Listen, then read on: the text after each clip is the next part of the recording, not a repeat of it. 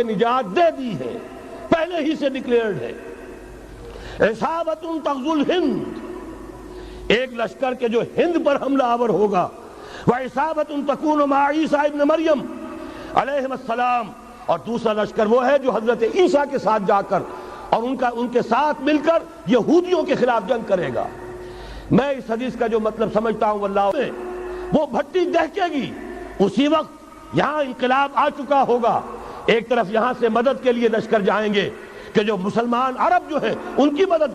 1776 یکم مئی یہ نظام قائم کیا وائساپ نے، اور اس نظام کے تحت فری میسنری اور lodges of the great Orient قائم کیے گئے۔ یہ سارا ہتھ کنڈا وہ ابلیسی نظام، اس کی تفصیل ایک کینیڈین آتھر نے لکھی ہے کتاب میں، پونز ان دی گیم۔ یہ سارا دھندا ایک شیطانی چکر ہے، ابلیسی چال ہے، اور اس کے ذریعے سے اسرائیل قائم ہوا، اور وہ اس کو چاہتے ہیں کہ ایک اور دوسرا اسرائیل بنائیں، آزاد بنا کر اس کو اپنے تسلط میں لیں۔ اس لیے کہ اگر جو پروگرام ہے، اگر وہاں پر فرض کیجئے بہت مطالبہ ہمارا مان لیا، صلبی بھی مانوی بھی،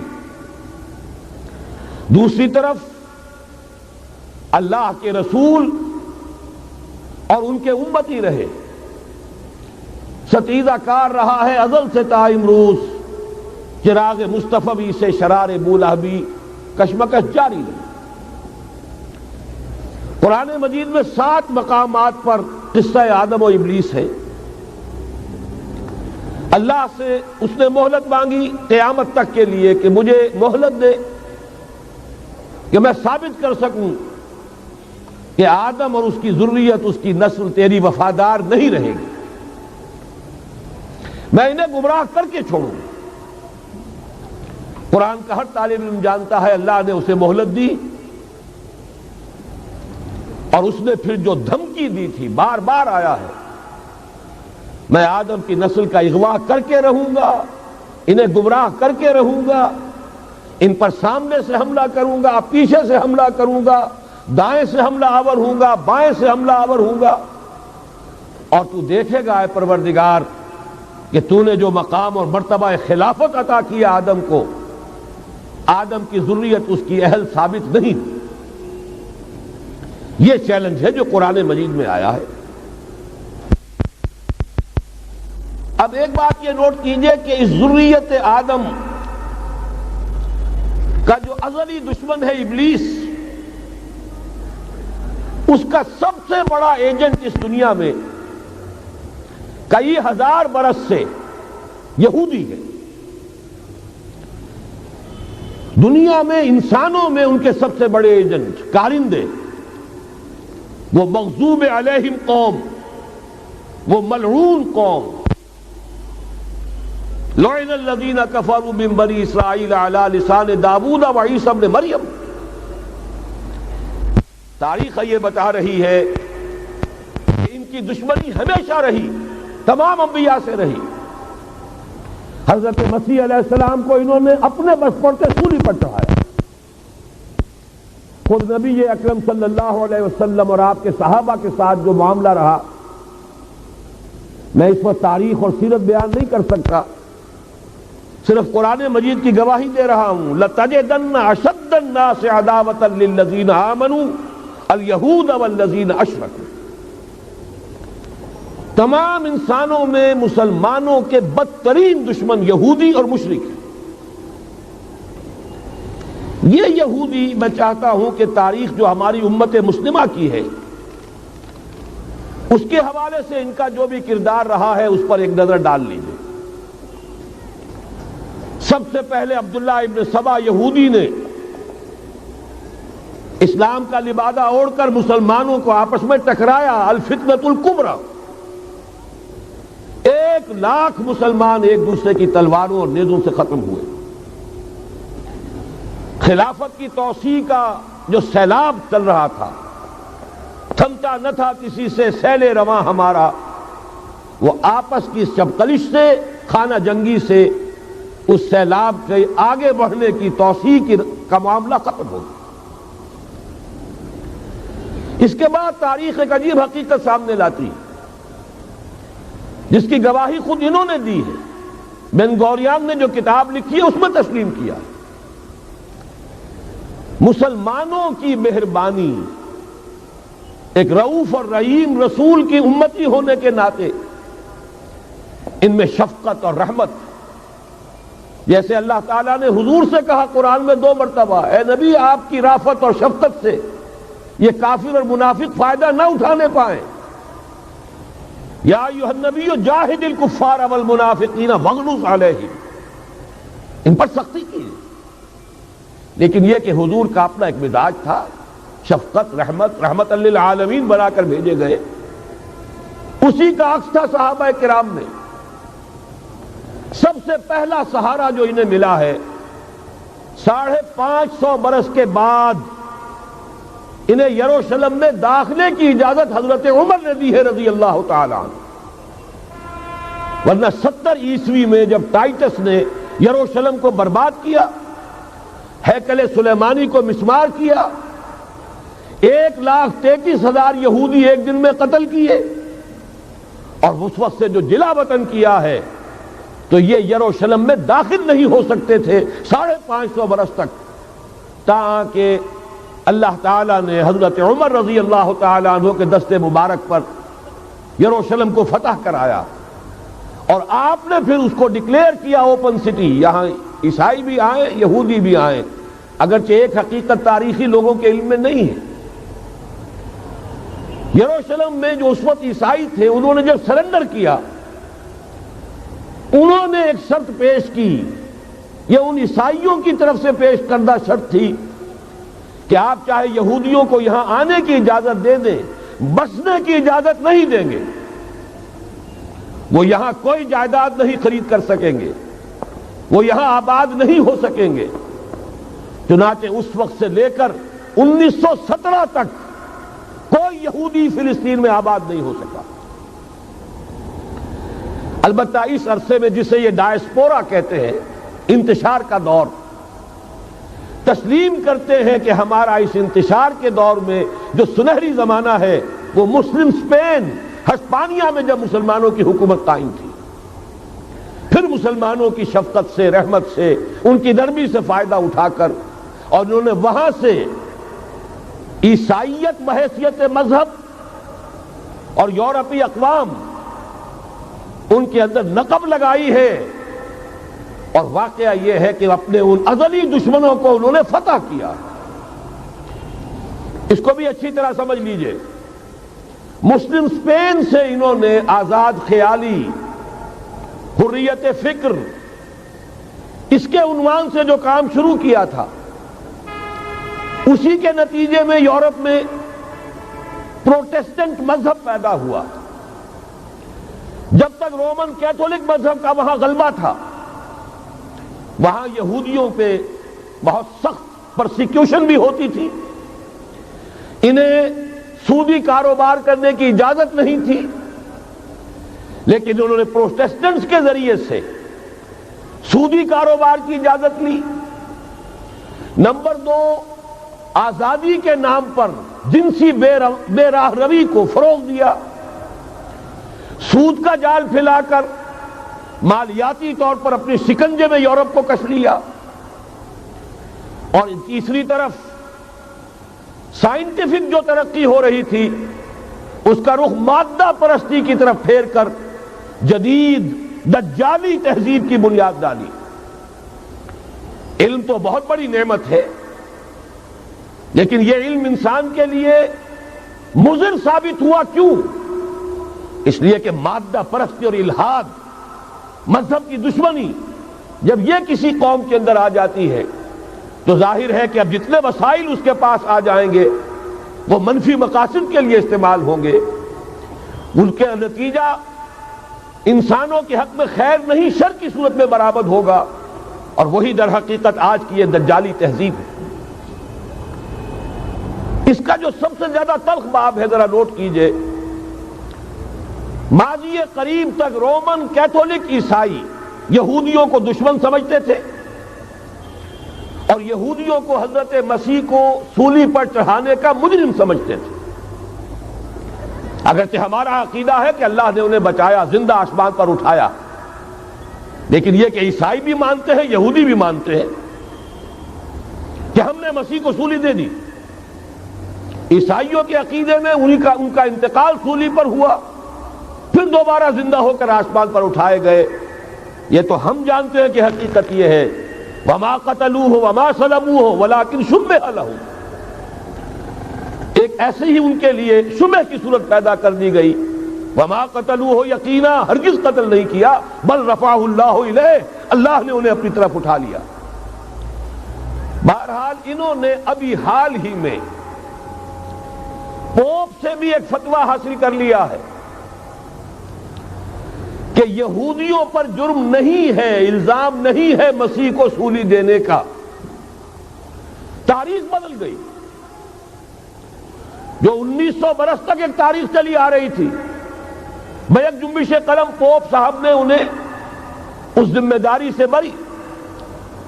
اور آپ نے دیکھا ہوگا حال ہی میں اسحاق ریبین جب یہ واشنگٹن سے واپس آ رہا تھا، جب کچھ وقفہ پڑ گیا تھا، جو مصالحت کی گفتگو ہو رہی تھی پی ایل او کے ساتھ، تو واشنگٹن سے واپس آتے ہوئے پوپ سے مل کر آیا ہے۔ اب ویٹیکان نے تسلیم کر لیا ہے اسرائیل کو، اور اس کا اب سفارت خانہ ویٹیکان کا یروشلم میں کھلنے والا ہے۔ میری اس پوری گفتگو کا حاصل کیا ہے؟ انہوں نے 3 pronged اٹیک کے ذریعے سے یورپ کو اور یورپ کے ساتھ اب امریکہ، ان دونوں کو اپنے شکنجے میں کش لیا ہے، فتح کر چکے۔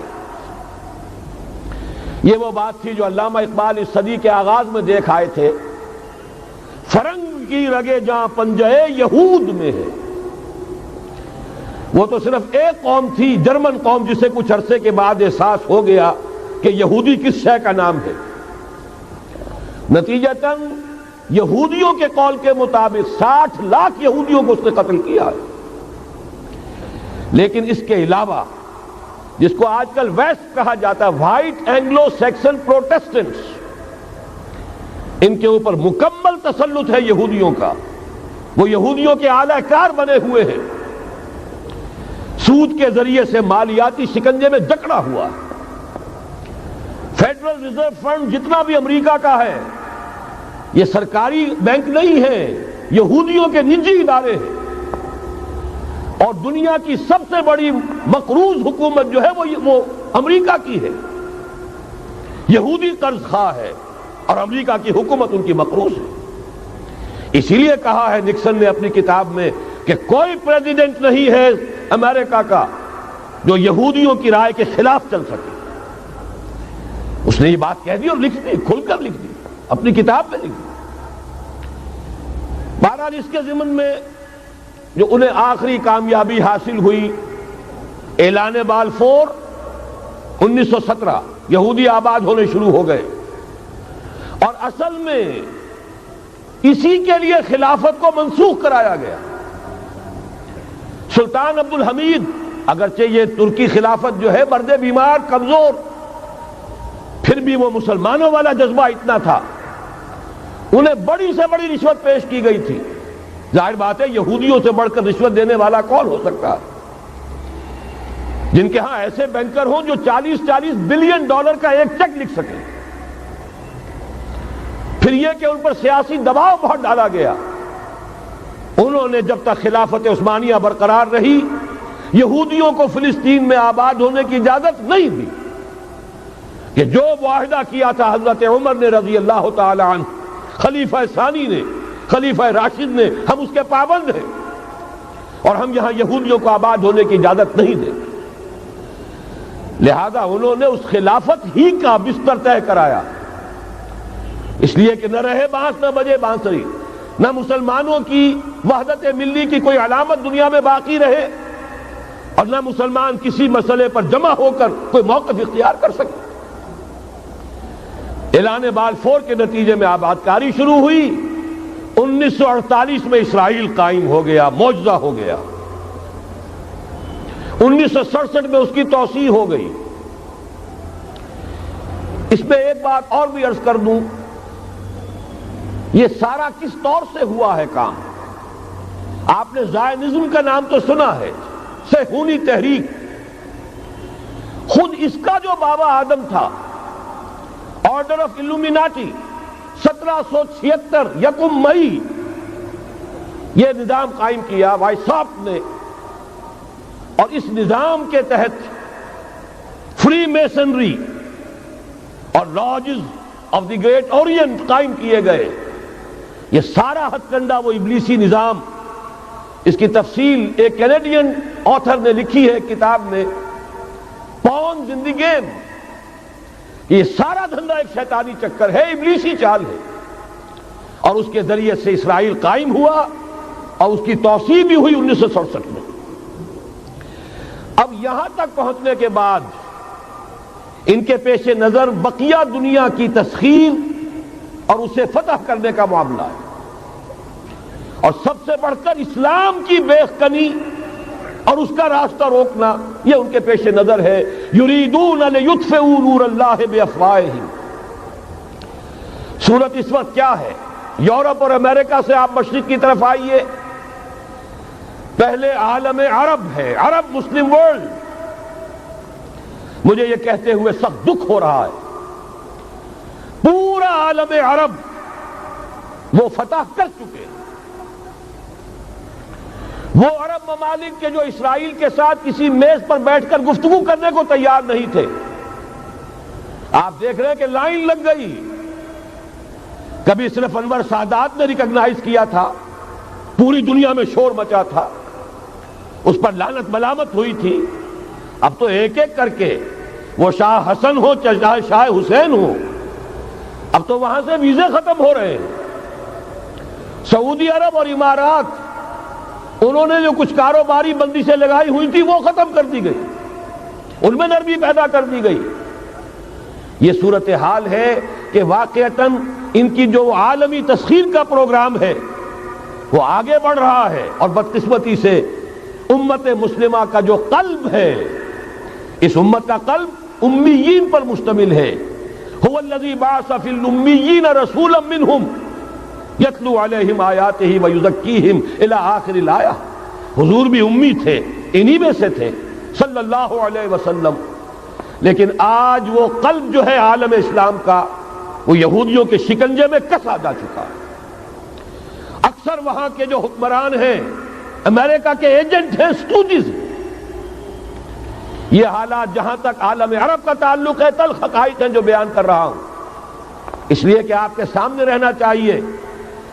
یہ جو اقبال نے کہا کہ دنیا کو ہے پھر مار کا روح و بدن پیش، ابلیس نے پھر اپنے درندوں کو ابھارا، اللہ کو پامر دیے مومن پہ بھروسہ، ابلیس کو یورپ کی مشینوں کا سہارا۔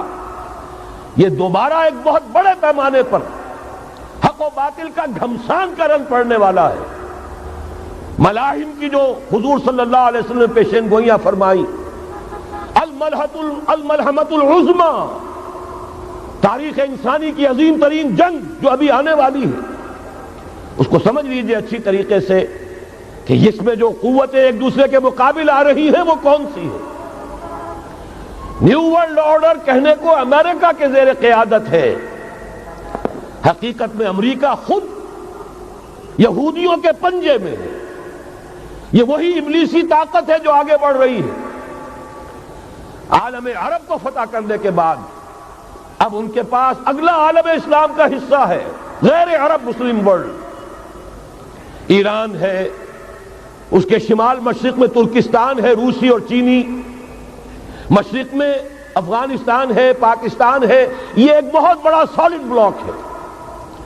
اس کے بعد اگرچہ ہندوستان آتا ہے، بھارت، ظاہر بات ہے کہ وہاں مسلمان اقلیت میں ہیں سوائے کشمیر کے، لیکن یہ نوٹ کیجئے کہ وہاں بھی کم سے کم 15-18 کروڑ مسلمان موجود ہیں۔ آج بھی دنیا کا سب سے بڑا ملک جس میں مسلمانوں کی تعداد اور جن کی نفری سب سے بڑھ کر ہے وہ بھارت ہے۔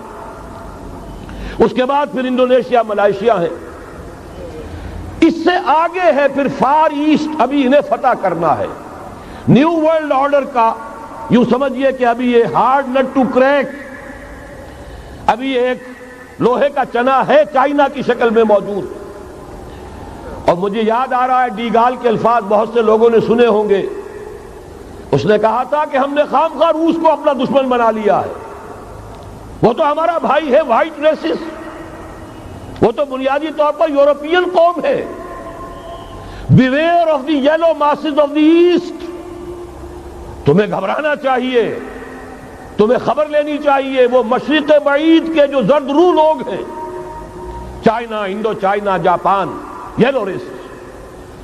ابھی اس نیو ورلڈ آرڈر کے لیے جو فتح عالم اور تسخیر عالم کا پروگرام ہے, اس میں پہلے غیر عرب مسلمان دنیا اور پھر یہ فار ایسٹ کا خاص طور پر یلو ماسز, یہ ہے کہ جنہیں ابھی انہیں ٹیکل کرنا ہے. اور اسی لیے میں عرض کرنا چاہتا ہوں, حقائق ہمارے سامنے رہنا چاہیے. یہ 45 برس کے بعد امریکہ کو کیسے خیال آ گیا کہ کشمیر کا مسئلہ واقعی ہے؟ ساقی نے کچھ ملا نہ دیا ہو شراب میں. یہ کہاں سے رابن رافیل آئیں پچھلے سال اور مسئلے کو زندہ کر کے چل دی. ہم خوش ہوئے, امریکہ نے مان لیا. حقیقت میں امریکہ کی نظر ہے اور وہ اس کو چاہتے ہیں کہ کوئی دوسرا اسرائیل بنائیں, آزاد بنا کر اس کو اپنے تسلط میں لیں. اس لیے کہ اگر جو پروگرام ہے, اگر وہاں پر فرض کیجئے بہت مطالبہ ہمارا مان لیا جائے, پلیبسائٹ کرایا جائے, اس کا نتیجہ کیا ہوگا؟ آپ کو آزاد کشمیر سے بھی اپنی فوجیں نکالنی پڑیں گی, آپ کو گلگت اور بلتستان سے بھی فوجیں نکالنی پڑیں گی, بھارت بھی ادھر سے فوجیں نکالے گا, اور رہ جائے گا کون؟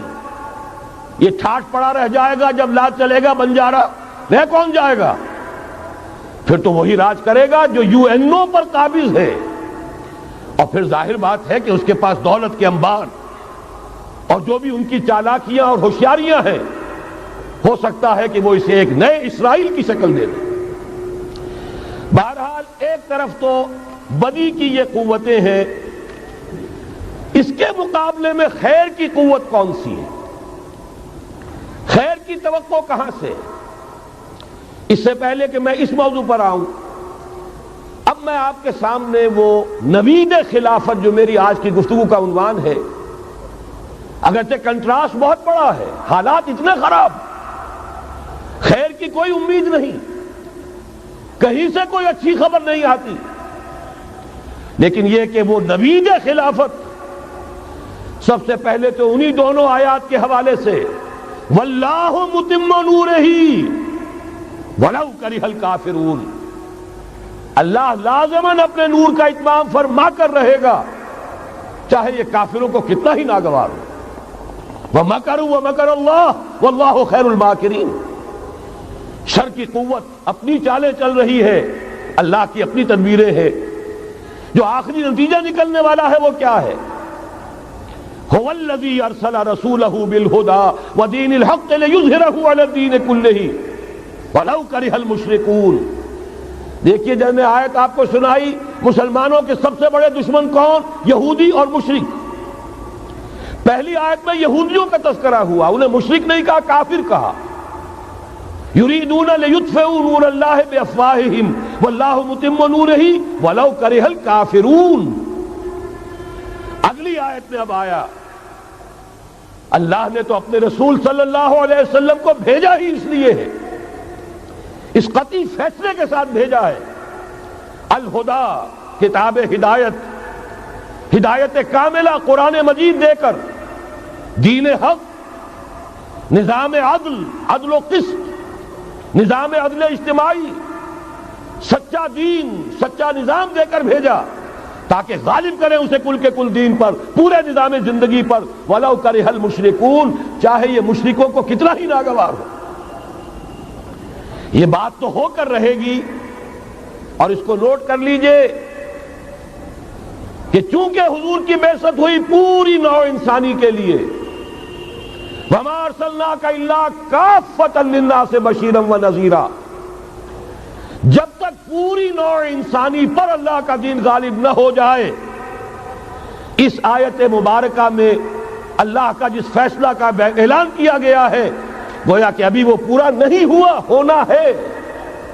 اسی لیے کہا تھا اقبال نے وقت فرصت ہے کہاں، کام ابھی باقی ہے، نور توحید کا اتمام ابھی باقی ہے، کل روئے ارضی پر، کل عالم انسانیت پر اللہ کا دین غالب ہو کر رہے۔ اس کی پھر نوید جو اور سورہ نور میں آئی ہے، اگر آپ کے پاس یہ ہے موجود 4 ورقہ نکال لیجئے، متن کو دیکھیے۔ خلافت کا وعدہ، حدیث مبارک ہے حضرت نعمان ابن بشیر، یہ آیت جو ہے یہ سورہ نور کی ہے،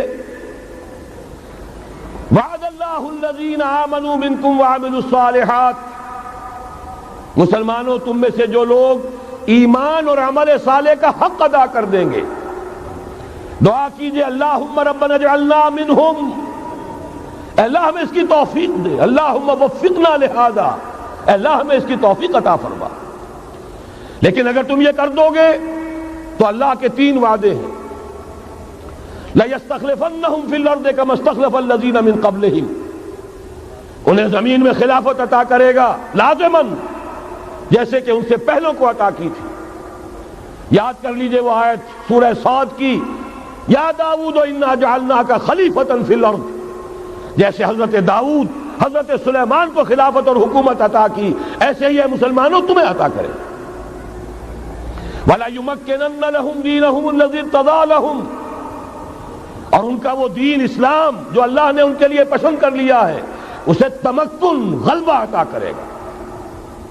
وَلَا يُبَدِّلَنَّهُمْ مِن بَعْدِ خَوْفِهِمْ أَمْنًا، اور وہ بدل دے گا خوف کی حالت کو امن کی حالت سے۔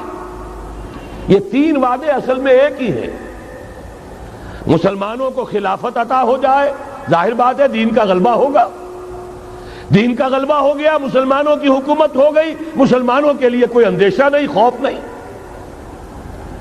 اب نوٹ کیجئے تاریخی اعتبار سے جو اب وہ خیر کی بات چلنی شروع ہوئی، یہ آیت نازل ہوئی ہے سن 5 کے اواخر میں یا سن 6 کے شروع میں۔ چونکہ صحابہ کرام دونوں شرطیں پوری کر چکے غزوہ احزاب میں، اپنے صبر اور مثابرت، اپنی استقامت، اپنی قربانی، اس کا پورا ثبوت دے چکے، جبکہ وہ رجزیہ یہ شعر پڑھ رہے تھے، نحن الذین بایعوا محمدا علی الجہاد ما بقینا ابدا، ہم وہ لوگ ہیں جنہوں نے محمد سے صلی اللہ علیہ وسلم جہاد کی بیعت کی ہے، اب یہ جاری رہے گا جب تک جان میں جان ہو۔ لہذا شرطیں چونکہ پوری ہو چکی، لہذا اللہ کی طرف سے اس کی جزا، اس کا بدلہ، وعدہ شروع ہو گیا پورا ہونا۔ سن 6 میں صلح حدیبیہ ہو گئی، انا فتحنا لک فتحا مبینا، سن 7 میں خیبر فتح ہو گیا، 8 میں مکہ فتح ہو گیا، 9 میں پورے عرب کی صفائی کر دی گئی، موپنگ اپ آپریشن، فَإِذَا انْسَلَخَ الْأَشْهُرُ الْحُرُمُ فَاقْتُلُوا الْمُشْرِكِينَ حَيْثُ وَجَدتُّمُوهُمْ، گویا کہ پورے جزیرہ نما عرب پر وہ نظام قائم ہو گیا، اللہ کی حکومت اور اس کے نیک بندوں کی خلافت۔ اس کے بعد کل 24 برس میں یہ نظام کہاں سے کہاں پہنچا، ترکستان کے علاقے سے لے کر اور شمالی افریقہ کا اکثر و بیشتر علاقہ شامل، یہاں اب اللہ کا نور جگمگا رہا ہے، توحید کا ڈنکا بج رہا ہے۔ البتہ جیسا کہ میں عرض کر چکا ہوں، پھر وہ یہودی سازش، آپس کا اختلاف، خانہ جنگی قدم رک گئے۔ نہ صرف یہ کہ قدم رک گئے، حادثہ اس سے بھی بڑا ہوا، زوال شروع ہو گیا۔ یہ جو اس کے بعد سے آج تک ہماری تاریخ ہے 1400 برس کی، اس کے لیے ایک حدیث ہے جو اس کتاب کے 4 صفحے پر درج ہے، یہ اگر آپ کو نہیں بھی ملا ہے تو جاتے ہوئے لے کے جائیے گا، یہ ہمارا ہدیہ ہے، اس لیے کہ جو مایوس کن حالات ہیں جن سے ہم دو چار ہیں، ان میں ہمارا حال یہ ہے کہ سنبھلنے دے مجھے اے نا امیدی کیا قیامت ہے، کہ دامان خیال یار چھوٹا جائے ہے مجھ سے، امید کا دامن ہاتھ سے چھوٹ جاتا، کیسے حالات سیدھے ہو جائیں گے، کیسے خلافت آ جائے گی۔ جیسے قرآن مجید میں تذکرہ ہے، جب پہلی مرتبہ یروشلم کو برباد کیا ہے نبوکدنضر نے، حضرت عزیر جب آئے ہیں وہاں دیکھا شہر کو کوئی متنفس نہیں، دو اینٹیں سلامت نہیں. ان کی زبان سے الفاظ نکل گئے انا یحیی ھذہ اللہ بعد موتہا. یہ بستی جو ایسے ویران ہو گئی اللہ اسے کیسے دوبارہ زندہ کرے گا. سورہ بقرہ میں واقعہ مذکور ہے، میں صرف حوالہ دے رہا ہوں. آج وہی حال ہمیں نظر آ رہا ہے. دنیا میں خلافت کیسے آ جائے گی؟ یہاں تو ڈنکا بج رہا ہے امریکہ کا، یہاں تو طاقت وہ ہے.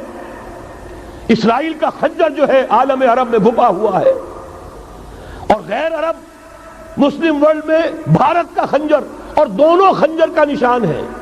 کبھی نقشہ دیکھا ہو؟ اسرائیل تو واقعتاً خنجر کے مانند تھا. جب تک یہ ویسٹ بینک شامل نہیں ہوا تھا اس کی شکل بالکل خنجر کی، اوپر دستہ اور نیچے وہ پھل عالم عرب کے سینے میں پیوست. یہی بھارت کا حال ہے. آپ نقشہ دیکھیے، کشمیر خنجر کے دستے کے مانند ہے اور نیچے وہ تکون جا رہی ہے.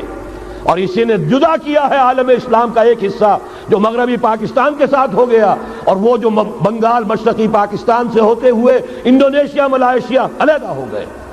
اس پورے کو ذہن میں رکھیے تو یہاں بھی وہ خنجر اسی طرح پیوست ہے. حالات اتنے مایوس کن، ہماری کوئی حیثیت نہیں.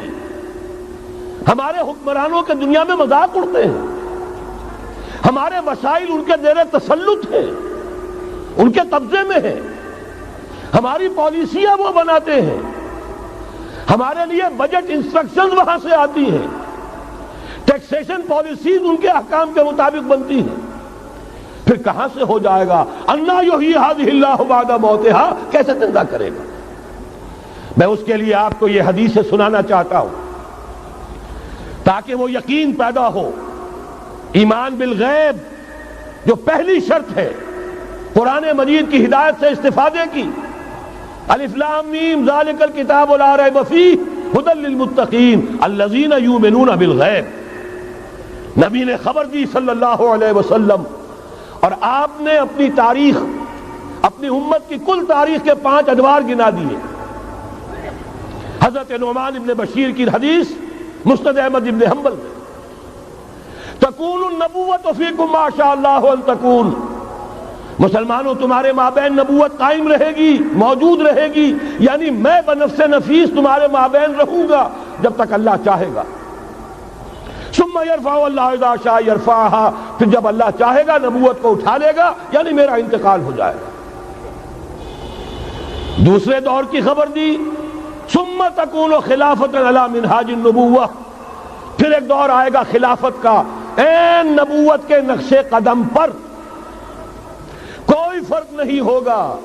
وہی نظام جو میں نے قائم کیا ہے جوں کا تو قائم رہے گا، میرے نقش قدم پر وہ خلافت ہوگی. فرمایا وہ بھی رہے گا جب تک اللہ چاہے گا، پھر وہ بھی ختم ہو جائے گا.